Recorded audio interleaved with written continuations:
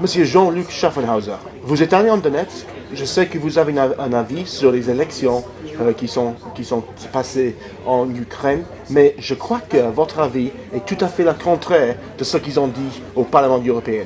Est-ce que vous pouvez expliquer ou peut-être justifier ça, s'il vous plaît? Oui, le Parlement, j'y suis pas allé en tant que parlementaire, je suis allé à titre privé, évidemment, puisque le Parlement ne reconnaissait pas ces élections.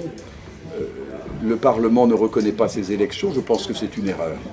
Pourquoi? Parce que quand vous êtes dans un processus de paix, vous devez accepter d'avoir un interlocuteur, même si cet interlocuteur ne vous convient pas.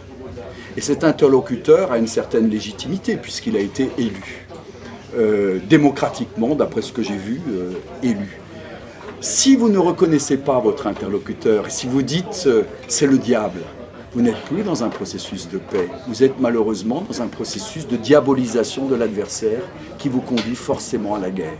Donc je suis contre ce processus de guerre et je pense que le Parlement aurait dû reconnaître ces élections à la condition de l'unité, évidemment, du pays, et à la condition qu'on se mette immédiatement autour de la table pour discuter des conditions de la paix avec une large autonomie donnée, y compris une sorte d'État autonome donné à l'est de l'Ukraine.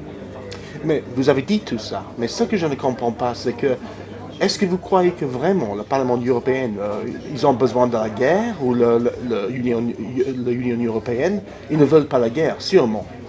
Je considère que le Parlement est malheureusement souvent porté par quelques pays qui ont des comptes à régler avec la Russie.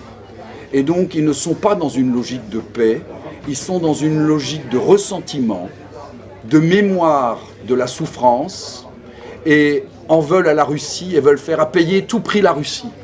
Et donc d'une part ils se considèrent eux comme étant le camp du bien, et la Russie étant le camp du mal, et rendant responsable la Russie de tout ce qui se passe à l'Est, ce qui, à mon avis, est totalement faux.